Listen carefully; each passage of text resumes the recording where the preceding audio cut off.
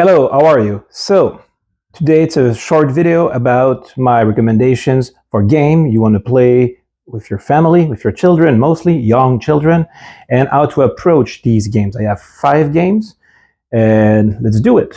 First one, it's King Domino. It's well known, it's great, it's cheap.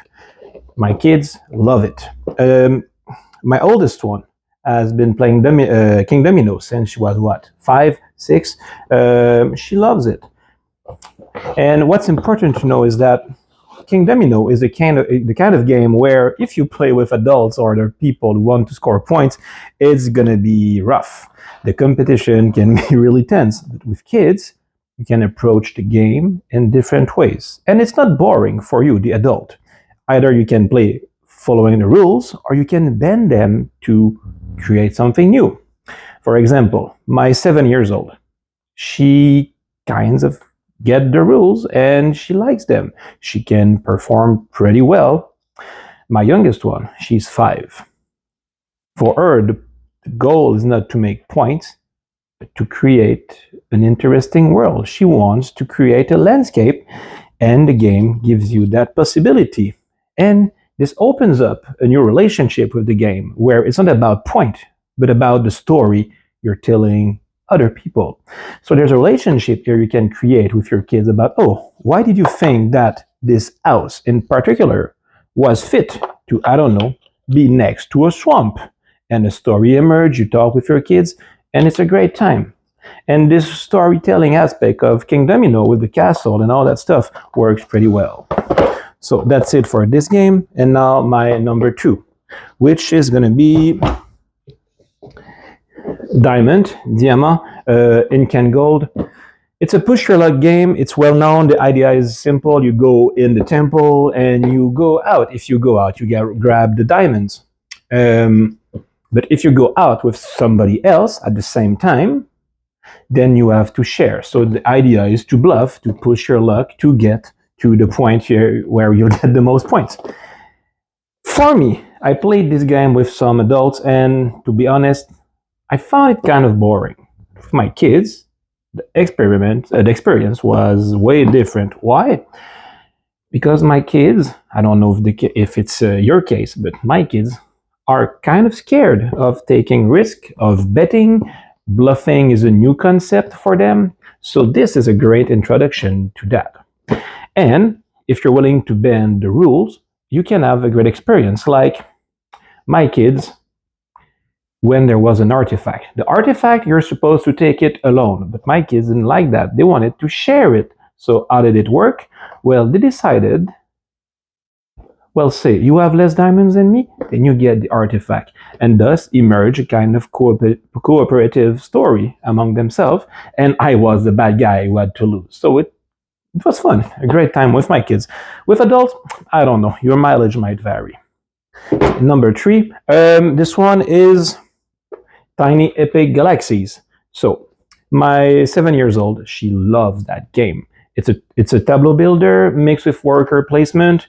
It's simple, and at the same time, there's this openness of the dice rolls, because you need to roll some dices to know what you're going to be able to do for your turn. And this is interesting because it develops, like my kid, the planning aspect of her turn, what she's going to do, what she's going to refrain from doing. And you can interact with your kid to like prepare a plan. Okay, what you want to do? How are you going to be able to do it? Are these dice the dice that you want? Do you want to re-roll? Spend your energy to re-roll your things? All that stuff. So it's a nice game to talk with your kid about the game and to get to know how they think, how they plan, and what they want to achieve. And at the end, when they win, they are so proud of themselves because their victory is theirs.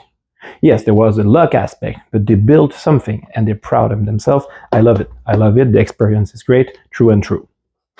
Now, number 4 of my recommendation of games to play with your kids, younger kids, Railroad Inc. Challenge. There's a lot of versions of that game. I know that Shut Up and Sit Down did a review of all the stuff. If you want to start with just base game, I got the green one, because my kids liked it, and it's great. Why it's great? Because for you, the adult, you can play with the very rules in mind. You can try to beat your own score. It's challenging, it's relaxing, it's fun. You're drawing with your kids. My 7 years old, she loves drawing. The rules, she has some difficulties, not about the rules themselves, but how to score the most points. But in the same way that it worked with King Domino, the idea is that she's building something and she's telling herself a story. She develops a narrative where for her, for example, she loves the highways. She always wants to make some big highways so that she can connect all the cities. The trains, she didn't like them that much because where we live, there's a train that can wake us up in the night. So that may be why. And my youngest kid, she doesn't understand that much because for her the placement it's too complex, but she loves drawing. So all in all, a good time. It's very simple. You roll the dices, and I love the dices because, as in most games, it creates uh, emerging narratives. Oh, we had this possibility, now it's that one. Are we gonna fit in our little drawing that we're doing? Really great game, and it's cheap, very fun. And finally, my number 5. Anything in the Flick 'em Up universe. I got Dead of Winter because it was the only used one where I live, and I wasn't sure if I was gonna like it. This one is a co-op, and it has even a PvEVP, like versus the zombies and versus players mode. It's quite complex. There's a lot of rules, but as in all Flick 'em Up game, you can just do whatever you want. And with my kids, our session of Flick 'em Up work is basically we set a scenario, they complete it with some help, and then we do a shootout. We do a shootout, as in I just play zombies. I tell them, okay, now you're shooting, and they just flick, and it's fun. They're laughing. They're like, oh yeah, I got 2 in the same hit. It's so great, and they're laughing, having fun. And then there's a third part where they just play with the pieces. Like they survive in this case, and they just grab the survivors, they place the town, and they build little cities, and they have their little stories with all the food ration and all the other tokens that this game come with. So all in all, they're playing a third game, which I'm not even in. I mean, they're like playing with any toys. So, I mean, this is fun because it opens up some time for you, the adult, to do other stuff. I don't know, like for me, well, I was cooking, dinner was coming, so this gave me like 30 minutes where I could cook, and my kids were next to me on the table, just having their little stories. And sometimes they were, oh, a zombie is happening, oh, what are we gonna do? And boo! And all was good. So yeah, again, if you want to do like stick by the rules, it's going to be complicated. You're going to have to be there to remind them, like, you cannot do this, you have to do this that way, and all that stuff. So it can be tiresome. But if you let them enjoy the game as they want, very nice. And I think it's not too expensive, like $50. It's the most expensive of all the ones I showed today. So yeah, that's it for my recommendations if you want to play with your kids for this for the holidays. But remember, I mean, the overall, how can I say that? The theme of what I was saying, like the main point is that bend the rules for younger kids so that the game keep that narrative fun, but the rules sometimes can be too much. And I didn't even talk about this other aspect of playing with kids is the competition. This is something else you might want to address. It's a problem that happened with my kids, is that when the scoring happens, if my score is too high, it's gonna make them sad. They're gonna compare themselves with me, and this is not fun for them. And then they can compare each other. Like my youngest is gonna compare herself with my oldest, and winning becomes a source of frustration.